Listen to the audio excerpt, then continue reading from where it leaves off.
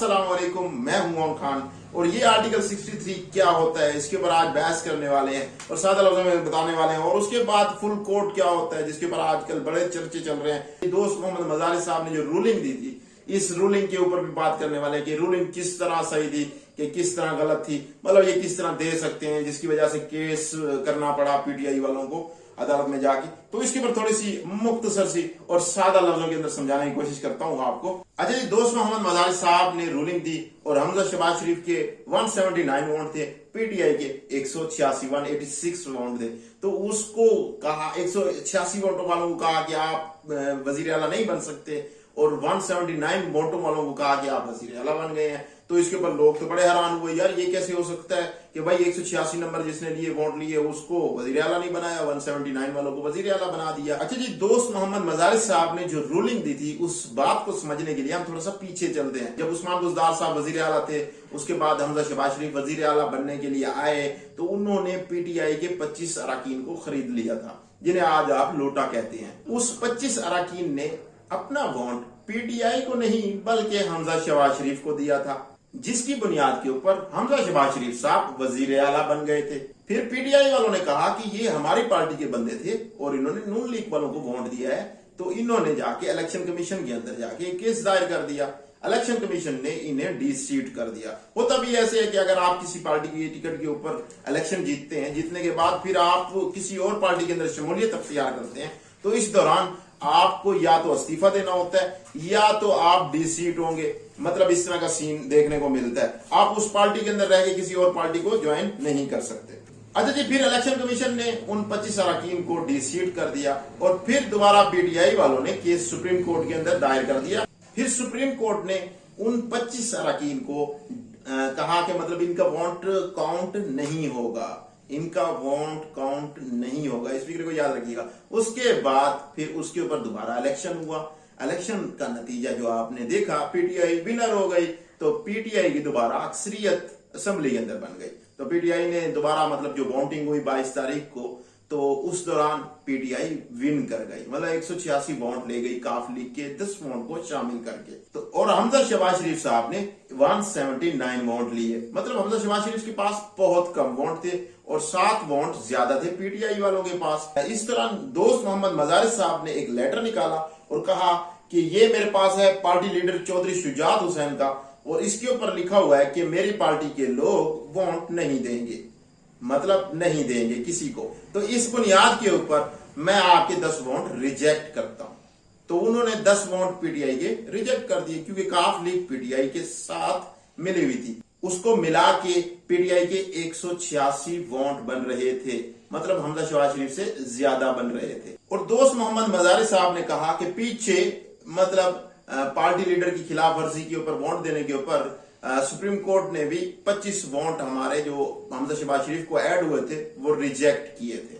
तो उस बुनियाद के ऊपर उन्होंने दोबारा ये वोट भी पार्टी लीडर की हेड की मतलब खिलाफ वर्जी आप कर रहे हो, तो इसलिए हम रिजेक्ट कर रहे हैं। अच्छा जी, उस वक्त अदालत ने किस बुनियाद के ऊपर उन 25 लोगों का वोट रिजेक्ट किया था और किस बुनियाद के ऊपर दोस्त मोहम्मद मजारी साहब ने इन 10 लोगों का वोट रिजेक्ट कर दिया, इस बात को समझने के लिए मिसाल देता हूं मैं आपको। मिसाल के तौर पे मैं एक पार्टी बनाता हूं, पार्टी के अंदर 10 मेंबर होते हैं, एमपी एमएनए मिला 10 मेंबरान में से किसी एक को मैं बना देता हूं पार्टी का ये सदर होगा। आपने इसकी बात माननी है। इन 10 लोगों को पार्लियामेंट्री पार्टी कहा जाता है और यही 10 लोग फैसला करते हैं, बैठकर मीटिंग होती है इनकी। उसके अंदर 10 लोगों के अंदर मिसाल के तौर पे 6 लोग कह रहे हैं कि भाई हमने बल्ले को वोट देना है, तो अगले जो 4 लोग कह रहे हैं कि हमने शेर को वोट देना है, तो वो 4 लोग भी उन 6 लोगों की बात मानेंगे। मतलब यहां जमहूरियत चलती है ना, तो जिसकी अक्सरियत होगी वही जीत जाती है।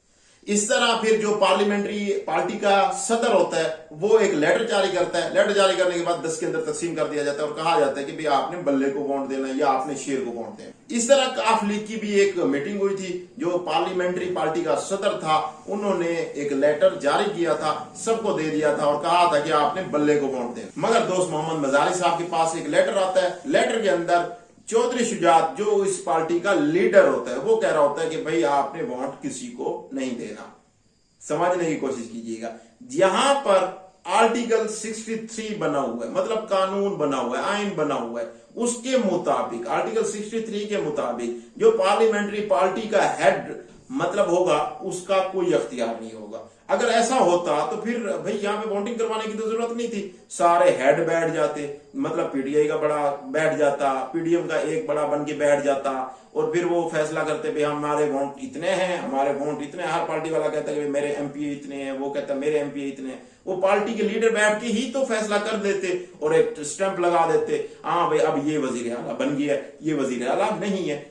मगर यहाँ पे जमहूरियत है, जमहूरियत के अंदर अक्सरियत को देखा जाता है कि भाई लोगों की राय क्या है, लोगों की जो राय होगी वही ही राय यहाँ पर नाफिज की जाती है। ऐसा नहीं होता कि भाई सदारती निजाम तो नहीं है हमारे यहाँ पे कि जो भाई बादशाह कह देगा वही सब कुछ हो जाएगा, ऐसा नहीं है। यहाँ पे जमहूरियत चलती है, जमहूरियत के अंदर आप अक्सरियत की राय देखते हैं कि अक्सरियत की राय क्या है। इसके ऊपर एक कानून भी बना हुआ है जिसे आर्टिकल 63 कहा जाता है। आप बहुत सुनते होंगे आर्टिकल 63 के हवाले से, मतलब वो कानून के तहत भाई जो पार्टी के मेंबरान होंगे वो जो फैसला करेंगे वो फैसला नाफिज किया जाएगा। पार्टी का लीडर जो फैसला करेगा वो मतलब नहीं माना जाएगा।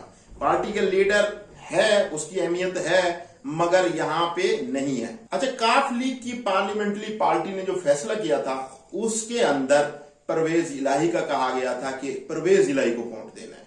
तो इस दौरान मतलब वो केस बनता ही नहीं है उनके ऊपर, ना वो डी-सीट होंगे। उन्होंने तो पार्टी की खिलाफ वर्जी की ही नहीं है काफ लीग वालों ने। उस वक्त जो अदालत ने 25 अरकान को मतलब कहा था कि इनका वोट काउंट नहीं होगा, उन्होंने पार्लियामेंट्री पार्टी के खिलाफ वोट दिया था। मतलब पार्लियामेंट्री पार्टी ने जो फैसला किया था उसके जाके खिलाफ वोट दिया था, तो इसीलिए उनका वोट काउंट नहीं हुआ था। अब जो काफ लीग वालों ने वोट दिया, इन्होंने तो पार्लियामेंट्री पार्टी के हक में जो मतलब उन्होंने कहा था उसके मुताबिक ही वोट दिए, तो इनका वोट रिजेक्ट तो नहीं होता। मगर दोस्त मोहम्मद मजारी साहब ने इनका वोट रिजेक्ट किया, जिसकी बुनियाद के ऊपर ये अदालत के अंदर गए हुए हों। और अब नून लीग वाले कहते हैं कि भाई इसको फुल कोर्ट मतलब बनाई जाए, जो सुप्रीम कोर्ट के अंदर 17 मतलब जज हैं, उन सब जजों को बुलाया जाए, वो 17 जज बैठे और बैठने के बाद जो है ना जो फैसला करेंगे हम उसको मानेंगे, वरना अदरवाइज हम नहीं मानेंगे। ये तो भाई आर्टिकल 63 के अंदर वाजे लिखा हुआ है कि आपकी जो पार्लियामेंट्री पार्टी फैसला करे उसके मुताबिक आप वोट देंगे